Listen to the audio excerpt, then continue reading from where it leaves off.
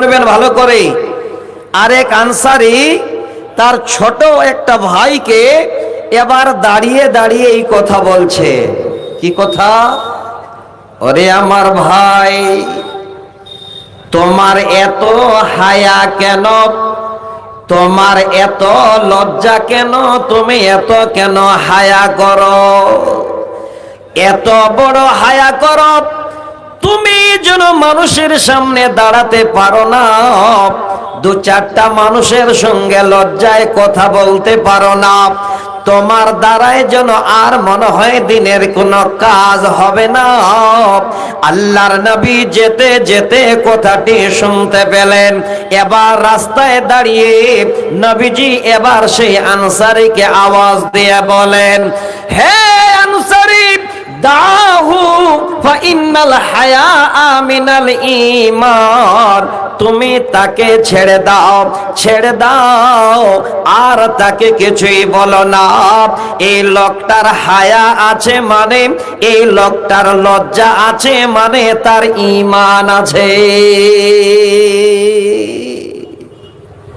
আরেকটা দামি কথা আল্লাহ রাসূল বললেন। সেই লোক এই হাদিসের ভিতরে একটা শব্দ না, যার অর্থ হলো নিকটবর্তী, এক অপরের থাকা। আল্লাহ রাসূল এবার এই শব্দটা দিয়ে হায়া এবং ঈমান দুটো সম্পদকে বুঝাতে চাইলেন। যারা বসছেন অনেক কথা আপনারা শুনলেন, আরো শুনবেন। আমি আধা ঘন্টা আপনাদের টাইম পেয়েছি, 25 যখন হবে ছেড়ে দেব ইনশাআল্লাহ। তবে একটাও কোরআন হাদিস ছাড়া, দলিল ছাড়া আজকে অন্য কোনো কথা নয়, এই হায়া শব্দটাকে বুঝাবার জন্য আমি বলছি। এবার হায়া কত দামি সম্পদ, এই হাদিসটা থেকে একবার আপনারা সবাই চিন্তা ভাবনা করেন। নবীজি বলেন, আল হায়াউ ওয়াল ঈমান কুরিনা জামিআ। একবার আমার দিকে তাকান, তাহলে 1 মিনিট নয় 5 সেকেন্ডে বুঝে যাবেন। আল্লাহর নবী এই রকমের হায়া আর ঈমানকে যেন কাছাকাছি বললেন। কুরিনা শব্দর মানে হলো কাছাকাছি। নবী বলেন, উম্মত, আল হায়াউ ওয়াল ঈমান কুরিনা জামিআ। হায়া আর ঈমান হলো এই রকমের কাছাকাছি, এই রকমের তাদের দুইজনের সম্পর্ক। তারপরের শব্দটা কত দামি। নবীজি বলেন, উম্মত, ফাইজা রফিআ আহাদুহুমা। এবার দুইটি শব্দের ভিতরে একটা যদি কারণ না থাকে, মনে করেন আপনার হায়া নাই, আপনার হায়া চলে গেছে, আপনি যেন বেহায়া। নবী বলেন, উম্মত রে, ওয়া রফি আল আখার, দ্বিতীয় শব্দটাকে তোমার কাছে রাখতে পারবে না, এমনিতেই চলে যাবে। দ্বিতীয় শব্দটার নাম হলো ঈমান। নবী বলেন, উম্মত, যদি তোমার হায়া না থাকে, তোমার ঈমান চলে যাবে, এমনিতেই থাকবে না। তোমার যদি ঈমান না থাকে, তোমার কাছে হায়া থাকবে না, হায়া তোমার কাছ থেকে বিদায় নিয়ে নেবে। আজকে যারা এখানে বসে আছে, যারা ঈমানদার, কোরআন শুনতে এসেছি, আমি আপনাদের বলছি, শুনবেন ভালো করে। এই লজ্জার সঙ্গে হায়ার সঙ্গে ঈমানের গভীর সম্পর্ক রয়েছে। আপনি যদি বেলাজুক হন, আপনি যদি বেহায়া হন, লিখে নিন, আমি হাদিসের বাক্য আপনাদের বলছি। আপনার ঈমান দুর্বল, আপনার ঈমান নেই, আপনার ঈমানের ঘাটতি আছে, এই কারণে আপনার হায়া হয় না।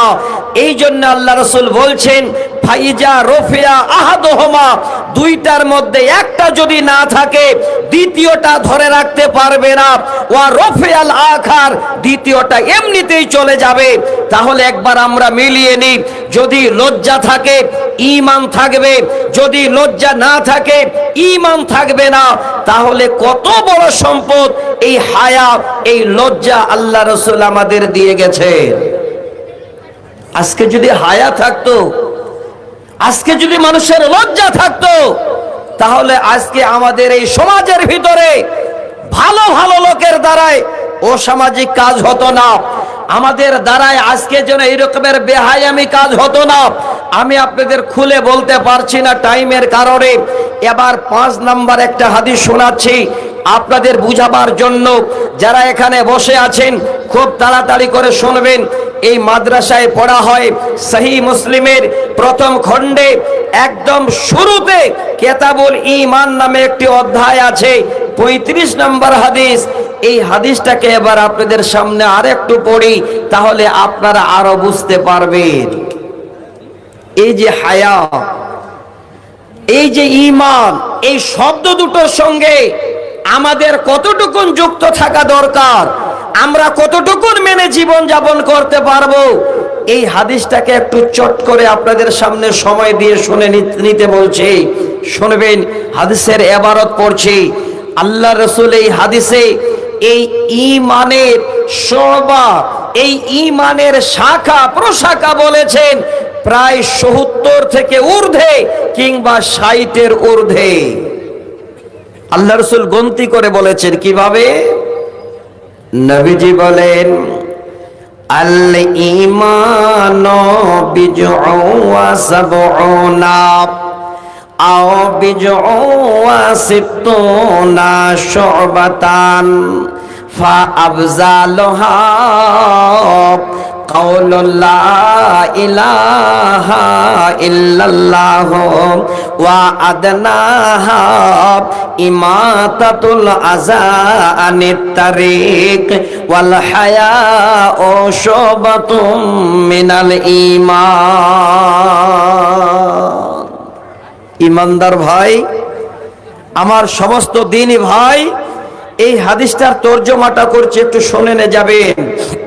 আল্লাহ রাসূল বলছেন ঈমানের শোভা, ঈমানের শাখা প্রশাখা 70 কিংবা 60-এর ঊর্ধ্বে। তাহলে মনে করুন 70-এর ঊর্ধ্বে যদি হয়তো 71 ধরেন, সাপোজ একটা উদাহরণ দিচ্ছি। এই হাদিসে আল্লাহ রাসূল সব থেকে যেটা আপার লেভেলের শাখা শোভা সেটাকে, আর সব থেকে যেটা নিম্নমানের শাখা সেই শাখাটাকে আল্লাহ রাসূল উল্লেখ করেছেন সবে মাত্র 2টি। দেখে নিয়ে যান, জীবনে কাজে দেবে।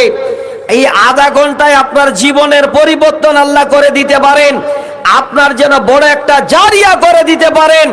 আপনার হায়া এবং লজ্জা এবং ঈমান আপনার মজবুত হয়ে যেতে পারে। আল্লাহ রাসূল বলছেন 1 নাম্বার যেটা, সেটা হলো ফা আফজালুহা কাউলু লা ইলাহা ইল্লাল্লাহ